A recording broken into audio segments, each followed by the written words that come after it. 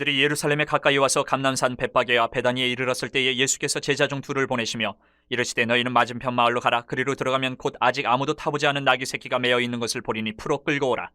만일 누가 너희에게 왜 이렇게 하느냐 묻거든 주가 쓰시겠다 하라. 그리하면 즉시 이리로 보내리라 하시니 제자들이 가서 본즉 나귀 새끼가 문 앞 거리에 매어 있는지라. 그것을 푸니 거기 서 있는 사람 중 어떤 이들이 이르되 나귀 새끼를 풀어 무엇하려느냐 하매 제자들이 예수께서 이르신 대로 말한데 이에 허락하는지라. 나귀 새끼를 예수께로 끌고 와서 자기들의 겉옷을 그 위에 얹어놓으며 예수께서 타시니 많은 사람들은 자기들의 겉옷을 또 다른 이들은 들에서 벤 나뭇가지를 길에 펴며 앞에서 가고 뒤에서 따르는 자들이 소리 지르되 호산나 찬송하리로다. 주의 이름으로 오시는 이여 찬송하리로다. 오는 우리 조상 다윗의 나라여 가장 높은 곳에서 호산나 하더라. 예수께서 예루살렘에 이르러 성전에 들어가사 모든 것을 둘러보시고 때가 이미 저물매 12제자를 데리시고 베다니에 나가시니라. 우리가 생활하는 가운데 기대라는 것은 참 좋은 것 같습니다. 기대라는 것은 좀 가슴이 설레기도 하고 또 그런 기대가 있기 때문에 우리가 생활하는데 좀 활력을 얻을 수도 있습니다. 성도인 우리도 마찬가지예요. 예수님에 대해서 이런저런 여러 가지 기대를 우리는 합니다. 성도로서. 근데 여기서 우리가 한번 짚고 생각해 보아야 될 것은 우리가 예수 그리스도께 하나님께 기대하는 그런 여러 가지 기대가 전부 다 성경적일까? 이거를 생각해 봐야 될 것 같아요. 우리가 주님께 기대하는 것들이 전부 성경적일까? 말씀에 맞을까? 그런데 오늘 본문을 보면 또 마가복음을 계속 우리가 묵상해 오면서도 보면 제자들 그리고 예수님을 따라다니는 수많은 무리들의 그 기대를 보면 꼭 그렇지만은 않은 것 같습니다. 예수님에 대해서 어떤 정치적인 역할을 기대하는 부분이 상당히 많아요. 그래서 오늘 이 본문에서 우리가 메시아, 그리스도에 대한 올바른 성경적인 기대가 무엇일까? 우리가 그것을 한번 살펴보려고 합니다. 먼저 1절부터 시작해서 보면 예수님이 드디어 예루살렘에 도착하셨어요. 정말 먼 길을 걸어 내려오셨습니다. 북쪽에서 남쪽으로.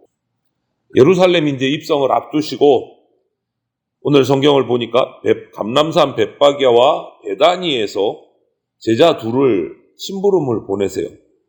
가서 맞은편 마을에 가서 아무도 타보지 않은 나귀 새끼를 끌고 오라 이렇게 명령을 하십니다. 당시에 이 나라들은 만약에 개선하는 왕, 새로운 왕 아니면 전쟁에서 승리하고 오는 이 왕은요 위풍당당하게 군마를 탑니다. 아주 등치 큰 군마를 타요. 왕들이 타는 군마는 곧 왕의 위엄, 왕의 영광 이것을 드러내기 때문에 말에게 치장도 많이 합니다. 화려하게 보석도 달고 깃발도 달고. 그런데 오늘 예수님의 모습을 보면 정반대예요. 군마가 아니고 화려한 말이 아니고 나귀의 새끼를 타시는 거예요. 나귀의 새끼. 그러면 이 군마와 왕이 타는 군마와 나귀의 새끼를 비교하자면 세상적인 어떤 화려함, 영광 이거하고는 나귀 새끼는 전혀 관계가 없는 초라한 동물이에요. 초라한 동물이에요. 그런데 예수님이 왜 이런 나귀 새끼를 선택하셨을까?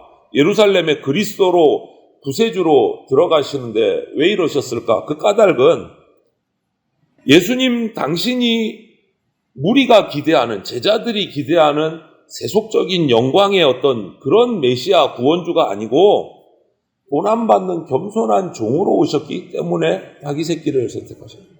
성경에도 스가랴서 9장 9절에 보면 참된 메시아는 나귀 새끼를 타고 오는 고난받는 종이다 이렇게 표현을 했어요. 스가랴서 예언이 돼 있어요. 구약에. 그리고 아무도 타보지 못한 나귀 새끼다. 한 번도 사람이 타지 않았다. 이 말은 뭔가 구별된 신령한 목적을 위해서 사용된다는 의미이기도 해요. 첫 새끼. 아무도 타보지 않은, 사람이 타지 않은 나귀. 여기서 이런 거룩한 목적은 뭡니까? 예수님께서 많은 사람의 죄를 위해서 죽으실 구속주로 오셨다라는 의미이기도 해요. 그렇게 예수님은 하나님이 뜻하신 대로 겸손하게 나귀 새끼를 타셨습니다. 그리고 그 나귀를 가지고 오는데 제자 둘이 하나님의 뜻을 이루기 위한 도구로 쓰임도 받았어요. 우리는 메시아로서 예루살렘에 입성하신 예수님이 이처럼 왜 나귀 새끼를 타셨는지를 깊이 이해를 해야 돼요. 그냥 대충 생각하면 안 됩니다. 여러분. 하필이면 왜 나귀 새끼일까? 볼품없는 초라한. 그것은 예수님은 세속적인 영광을 위해서 오신 것이 아니다. 하나님의 뜻을 이루고 한 알의 밀알이 썩어져서 여러 열매들을 맺는 것처럼 자신을 희생해서 우리 인간을 구원하기 위해 오셨다. 이 의미를 우리가 기억해야 돼요. 그러면 우리는 예수 그리스도의 제자인 우리도 빨리 깨달아야 돼요. 세속적인 영광을 추구하지 말고 나귀 새끼 타고 들어가시는 예수님처럼 낮아져야 된다. 겸손한 자리로 나가야 된다. 이 말이죠. 그런데 뒤이어 나오는 우리 앞에 마가복음을 계속 묵상해 보면서 이 길에서도 제자들의 모습에서 실망하는 부분들이 많이 있지만 오늘도 비슷해요. 7절부터 10절을 보면 나귀 새끼를 끌고 왔습니다. 두 제자가 가서 예수님이 알려주신 대로 말을 해서 나귀 새끼를 다 끌고 왔어요. 근데 그 위에서 자기의 겉옷을 깔아요.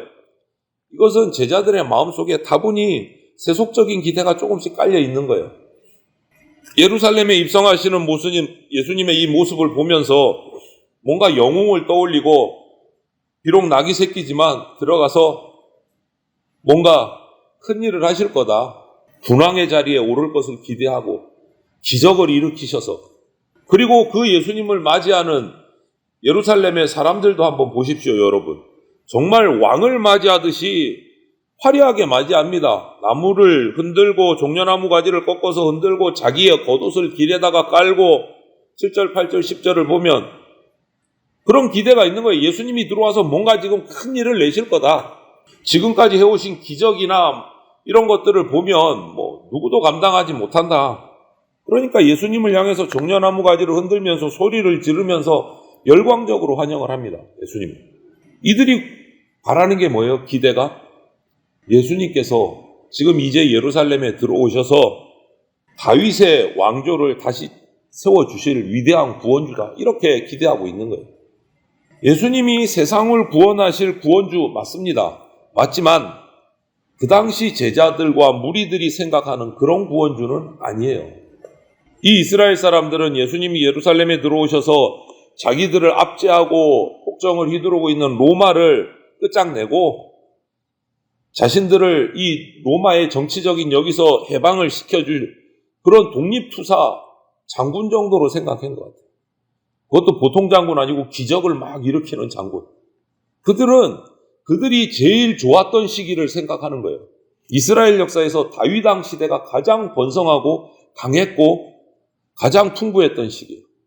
그때를 떠올리면서 정치적으로 경제적으로 이 다윗 왕 시대를 기대를 했을 거예요. 예수님이 오셔서 그렇게 해주실 거다. 그런데 이런 기대는 예수님이 이 땅에 오신 목적과는 아무런 관련이 없는 세속적인 기대였어요.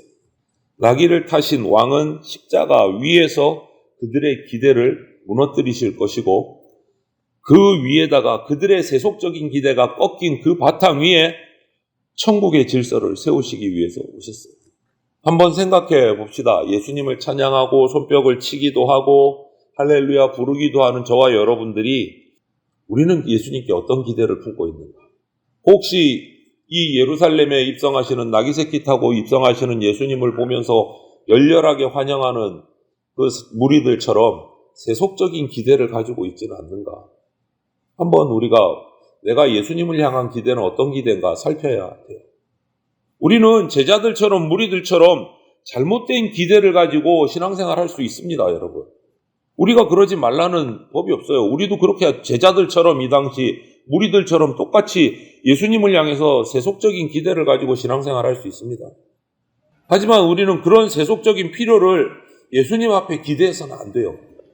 예수님은 군마가 아니고 나귀 새끼를 타셨습니다. 그 의미를 기억해야 돼요.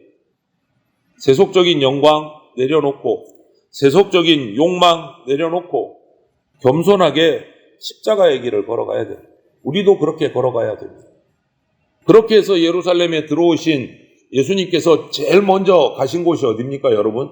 11절을 보니까 왕궁으로 가신 게 아니에요. 그거는 예수님의 계획이 아니었기 때문에. 구약 말라기 3장 1절에 보면 이런 예언의 말씀이 있어요. 그의 성전에 임하리라 라는 말씀이 있어요. 예수님은 예루살렘에 입성하시자마자 제일 먼저 성전을 돌아보십니다. 성전의 주인이시기 때문에 자기 소유인 집을 점검하시는 거예요. 자기 소유인 집을 점검하시는 거예요. 오늘 주님께서 나와 우리 가정과 우리 교회 공동체를 돌아보시면 어떤 생각을 하실까? 우리 한번 살펴봐야 돼요. 그리고 이 땅의 모든 교회들을 돌아보시면 어떤 판결을 내리실까? 두려운 마음으로 우리가 이 장면을 살펴야 됩니다. 예수님이 오신 목적은 바로 그거니까. 제자들과 무리는 마가복음 우리가 계속 묵상해 오면서 끊임없이 반복해서 예수님의 십자가 죽음을 말씀해 주시고 부활을 말씀해 주셨는데 제자들과 무리들은 그걸 하나도 못 알아들어요. 귀 막고 있는 것 같아요. 그냥 예수님을 영웅으로 정치적인 어떤 독립투사로만 기대를 해요. 그 옆에 서서 자기는 어떤 좋은 자리에 오르고 싶어하고 이런 그들의 기대는 하나님의 뜻과는 전혀 상관없는 자기의 욕망을 예수님께 반영한 기대였을 뿐이에요. 나도 그렇지 않은가? 우리 한번 생각해 봐야 됩니다. 예수님께서는 우리 인간의 끝없는 그런 욕심, 인간적인 어떤 영광을 채워주기 위해서 이 땅에 오신 분이 아닙니다. 잘못된 욕망이나 기대로 신앙생활 하지 말아야 됩니다. 우리는.